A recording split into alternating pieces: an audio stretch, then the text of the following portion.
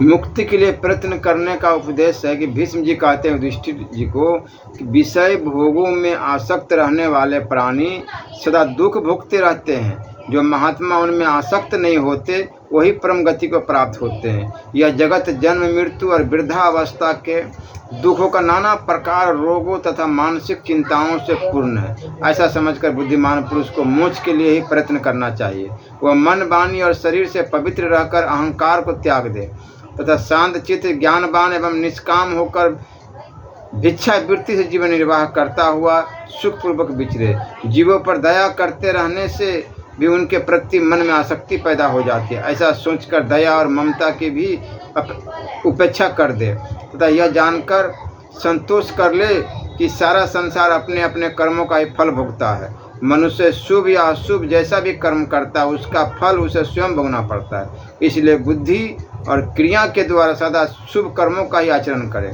किसी भी जीव की हिंसा न करना, सत्य बोलना, सब प्राणियों के प्रति सरल होना, क्षमा करना, प्रमाद से बचना, इतने गुण जिस पुरुष में मौजूद हो वही सुखी होता है। जो इस अहिंसा आदि को संपूर्ण प्राणियों के लिए सुखद और दुख से छुड़ाने वाला परम धर्म समझता है वही सर्वज्ञ है और वही सुखी होता है। इसलिए बुद्धि के द्वारा मन को समाहित करके किसी भी प्राणी के प्रति राग द्वेष न करे, किसी का अहित न सोचे, दुर्लभ वस्तु की कामना न करे तथा नश्वर पदार्थों की चिंता छोड़ दे और सफल प्रयत्न करके मन को ज्ञान के साधन श्रवण मनन आदि में लगा दे।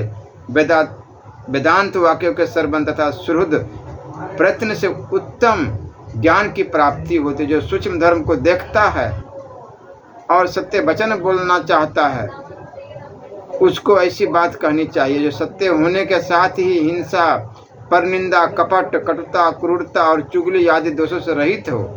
इस तरह की वाणी भी बहुत थोड़ी मात्रा में और सावधान चित्त से ही बोलनी चाहिए। संसार का सारा व्यवहार वाणी से ही बंधा हुआ है, इसलिए अच्छी वाणी ही बोले। और यदि वैराग्य हो तो बुद्धि के द्वारा मन को वश में करके अपने किए हुए बुरे कर्मों को भी लोगों से कह दे, क्योंकि प्रकाशित कर देने से पाप की मात्रा घट जाती है। रजोगुण से प्रभावित हुई इंद्रियों की प्रेरणा से मनुष्य सकाम कर्मों में प्रवृत्त होता है और इस लोक में कष्ट भोगकर अंत में नरकगामी होता है। इसलिए मन, वाणी और शरीर से ऐसा काम करे जिससे अपने को धैर्य मिले।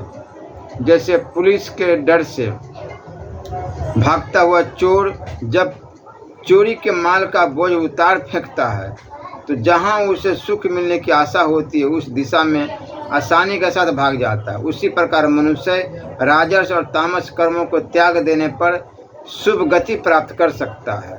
जो सब प्रकार के संग्रह से रहित, निरीह, एकांतवासी, अल्पहारी, तपस्वी, जितेंद्रिय, जिसके संपूर्ण कलेश ज्ञानाग्नि से दग्ध हो गए हैं तथा जो योगानुष्ठान का प्रेमी और मन को अधीन रखने वाला है वो अपने स्थिर चित्त के द्वारा निस्संदेह परब्रह्म को प्राप्त कर लेता है। बुद्धिमान एवं धीर पुरुष को चाहिए कि वह बुद्धि को अपने वश में करे, फिर बुद्धि के द्वारा मन को और मन के द्वारा विषय परायण इंद्रियों को काबू में रखे।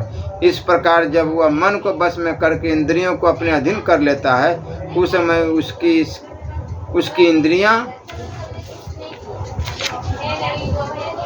प्रसन्न होकर ईश्वर विमुख हो जाती है। फिर उनके साथ मन की एकता होने पर अंतकरण में ब्रह्म का प्रकाश छा जाता है। अतः योग शास्त्रों नियमों के अनुसार आचरण करना चाहिए और योग साधना करते समय जिस उपाय से भी चित्तवृत्ति स्थिर हो सके उसका पालन करते रहना चाहिए। अन्न के दाने, उड़द, तिल की खल्ली, साग, जौ की लपसी, सत्तू, मूल फल, जो कुछ भी भिक्षा में मिल जाए उसी से अपना निर्वाह करें। इस सन्यासियों के लिए, विरक्तियों के लिए, गृहस्थियों के लिए नहीं। देश काल और नियम के अनुसार सात्विक आहार करें। साधन आरंभ कर देने पर उसे बीच में न रोके। जैसे आग धीरे धीरे तेज की जाती है उसी प्रकार ज्ञान के साधन को सने सने प्रदीप्त करे। ऐसा करने से ज्ञान सूर्य की भांति प्रकाशित होने लगता है तथा ज्ञानी पुरुष काल, जरा और मृत्यु को जीतकर अक्षर अभिकारी अमृत एवं सनातन ब्रह्म को प्राप्त कर लेता है। निष्कलंक ब्रह्मचर्य व्रत का पालन करने की इच्छा रखने वाले पुरुष को स्वप्न के दोषों पर दृष्टि रखते हुए निद्रा का सर्वथा त्याग कर देना चाहिए, क्योंकि स्वप्न में जीव को प्राय रजोगुण और तमोगुण घेर लेते हैं। ज्ञान का अभ्यास तथा तत्व का विचार करने से जागने की आदत होती है तथा जो ज्ञान प्राप्त कर लेता है वह तो सदा जागृत ही रहता है। इंद्रियों के थक जाने पर सबको नींद आती है, किंतु उस समय यद्यपि इंद्रियों का लय हो जाता है तो वह मन जागृत रहता है, इसलिए तरह तरह सपने दिखाई देते हैं। जैसे जागृत अवस्था में काम काज में फंसे हुए मनुष्य के संकल्प मनोराज्य की ही विभूति है, उसी प्रकार स्वप्न के भाव भी मन से ही संबंध रखते हैं। कामनाओं में आसक्त पुरुष असंख्य जन्मों की वासनाओं को स्वप्न में अनुभव करता है। उसके मन में जो जो भाव छिपे होते हैं उन सबको अंतर्यामी जानता रहता है। पूर्व जन्म के कर्मों के अनुसार यदि सत्व रज या तम कोई भी गुण प्राप्त होता है तो उससे मन पर जैसे संस्कार पड़ते हैं, सूक्ष्म भूतों की प्रेरणा से स्वप्न में वैसे ही आकार प्रकट हो जाते हैं, उस स्वप्न का दर्शन होते हैं। सात्विक राजस और तामस गुण उससे सुख दुख का अनुभव कराने के लिए आ पहुँचते हैं। जागृत अवस्था में इंद्रियों के द्वारा हृदय में जो जो संकल्प उठते हैं, स्वप्न में भी यह मन उसी संकल्पों को प्रसन्नता के साथ पूर्ण होता करता है। आत्मा के ही प्रभाव से आकाश आदि संपूर्ण भूतों में मन की पहुंच होती है, उससे कहीं भी रुकावट नहीं होती। अतः आप आत्मा को अवश्य जानना चाहिए, क्योंकि आकाश आदि सभी देवता आत्मा में ही स्थित हैं। तपस्या से मन के अज्ञान अंधकार का नाश हो जाता है, फिर उसमें सूर्य की भांति ज्ञान में प्रकाश फैल जाता है। देवताओं ने तप कार से लिया है और असुरों ने तपस्या में विधि डालने वाले दंभ दर्प आदि तम अज्ञान को अपनाया, किंतु यह ब्रह्म तत्व गुण प्रधान देवता और असुरों से गुप्त है, उन्हें इसका पता नहीं है, क्योंकि तत्ववेता पुरुष इसे ज्ञान स्वरूप बतलाते हैं। तत्वगुण रजोगुण, सत्वगुण रजोगुण तथा तमोगुण यही देवता और असुरों के गुण हैं। इनमें सत्वगुण तो देवताओं का है, शेष दोनों गुण असुरों के हैं। ब्रह्म इन सभी गुणों से अतीत अक्षर अमृत स्वयं प्रकाश और ज्ञान स्वरूप है। शुद्ध अंतकरण वाले महात्मा ही उसे जान पाते हैं। जो जानते हैं वह परम गति को प्राप्त हो जाते हैं। तत्वदर्शी महापुरुष ही ब्रह्म के विषय में कुछ युक्त बातें कह सकते हैं, अथवा मन और इंद्रियों को विषयों की ओर से हटाकर एकाग्र होने से भी उस अक्षर ब्रह्म का ज्ञान होता है। जो मनुष्य परम ऋषि भगवान नारायण के बताए अनुसार व्यक्त और अव्यक्त तत्व को नहीं जानता, उसे परब्रह्म का ज्ञान नहीं है। व्यक्त स्थूल जगत मृत्यु के मुख में पड़ने वाला है और अव्यक्त अमृत पद है। प्रजापति ब्रह्मा जी ने प्रवृत्ति रूप धर्म का उपदेश दिया है, किंतु प्रवृत्ति धर्म के पालन से संसार में पुनः जन्म लेना पड़ता है, अतः वह पुनरावृत्ति रूप है और निर्वृत्ति धर्म से परम गति प्राप्त होती है, इसलिए वह मोक्ष स्वरूप है। शुभाशुभ कर्मों के ज्ञाता, निवृत्ति परायण एवं सदा तत्व चिंतन में लगे रहने वाले मुनियों को ही उस उत्तम गति की प्राप्ति होती है। इस प्रकार विचारशील पुरुष को चाहिए कि वह पहले अव्यक्त प्रकृति और पुरुष क्षेत्र को जाने, फिर इन दोनों से श्रेष्ठ जो महान ईश्वर तत्व है उसका विशेष ज्ञान प्राप्त करें। प्रकृति त्रिगुणमयी है, सृष्टि करना उसका स्वभाव है। क्षेत्र का स्वरूप इसके विपरीत है, वह स्वयं गुणों से रहित और प्रकृति के कार्यों का दृष्टा है। जीव और ईश्वर दोनों चेतन हैं। गुणादि लिंगों से रहित होने के कारण ये इंद्रियों के विषय नहीं होते। दोनों ही स्थूल पदार्थों से सर्वथा भिन्न है। प्रकृति और पुरुष के संयोग से चराचर जगत की उत्पत्ति होती है। जीव इंद्रियों से कर्म करने के कारण कर्ता कहलाता है। जो दिव्य संपत्ति अर्थात ब्रह्म ज्ञान प्राप्त करना चाहे, उस पुरुष को अपना मन शुद्ध रखना चाहिए और शरीर से कठोर नियमों का पालन करते हुए निष्काम तप का अनुष्ठान करना चाहिए।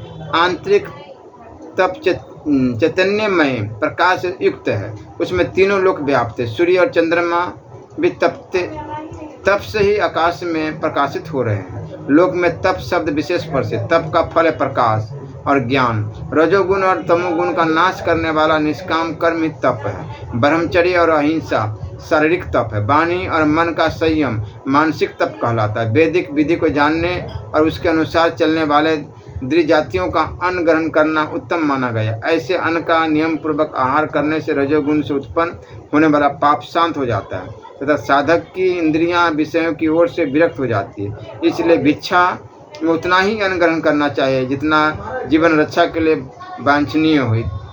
इस प्रकार योग युक्त मन के द्वारा जो ज्ञान प्राप्त होता है उससे जीवन के अंत समय तक पूरी शक्ति लाकर धीरे धीरे प्राप्त ही कर लेनी चाहिए।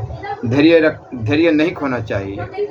कुछ योगी आसन की ढूंढता से शरीर को धारण किए हुए बुद्धि के द्वारा मन को विषयों से हटाते हैं और इंद्रिय गोलकों से अपना संबंध त्याग कर उनकी अपेक्षा सूक्ष्म होने के कारण प्राण और इंद्रियों को अपने से अभिन्न समझते हैं। कोई शास्त्र में बताए हुए कर्म से उत्तरोत्तर सूक्ष्म तत्व का ज्ञान प्राप्त करते हुए पराकाष्ठा तक पहुंचकर बुद्धि के द्वारा ब्रह्म का अनुभव करते हैं। कोई योग के द्वारा अंतकरण की पवित्र करके अपनी महिमा में स्थित हुए उस परम पुरुष को प्राप्त होते हैं जो अव्यक्त से भी श्रेष्ठ है। इसी तरह कोई तो ध्यान धारणा के द्वारा सगुण ब्रह्म की उपासना करते हैं और कोई उस परम देव का चिंतन करते हैं जिससे बिजली के समान सहसा प्रकाशित होने वाला और अक्षर कहा गया है। कुछ लोग तपस्या से अपने पापों को दग्ध करके अंतकाल में ब्रह्म की प्राप्ति करते। इन सभी महात्माओं को उत्तम गति प्राप्त होती है। जिनका मन ज्ञान के साधन में लगा हुआ है वह मृत्यु लोक के बंधन छूटकर रजोगुण से रहित एवं ब्रह्मभूत हो परम गति मोक्ष प्राप्त कर लेते हैं। वेद को जानने वाले विद्वानों ने इस प्रकार ब्रह्म को प्राप्त कराने वाले धर्म का वर्णन किया। अपने अपने ज्ञान के अनुसार उपासना करने वाले सभी साधकों की उत्तम गति होती, जिन्हें रागादि दोषों से रहित शुद्ध ज्ञान प्राप्त होता है उनकी मुक्ति हो जाती है। जो संपूर्ण ऐश्वर्य से युक्त अजन्मा दिव्य एवं अव्यक्त नाम वाले विष्णु भगवान की भक्ति भाव से शरण लेते हैं वे ज्ञानानंद से तृप्त और निष्काम हो जाते हैं तथा अपने अंतकरण में श्री हरि को इष्ट जानकर अवश्य स्वरूप हो जाते हैं। उन्हें फिर इस संसार में नहीं आना पड़ता। जो प्रकृति और उसके कार्य को तथा सनातन पुरुष को ठीक ठीक जानते हैं वे तृष्णा से रहित होकर मोक्ष प्राप्त कर लेते हैं। संसार को शरण देने वाले ऋषि श्रेष्ठ भगवान नारायण ने जीवों पर दया करने के लिए ही इस अमृत में ज्ञान की प्रकाशित किया है। इससे अवश्य सुननी चाहिए, नाम जप अवश्य करनी चाहिए। राधा राधा राधा नारायण जय श्रीमन नारायण। यह श्री राम कृष्ण हरि राधा श्याम राधे श्याम। श्री राधा वल्लभ लाल की।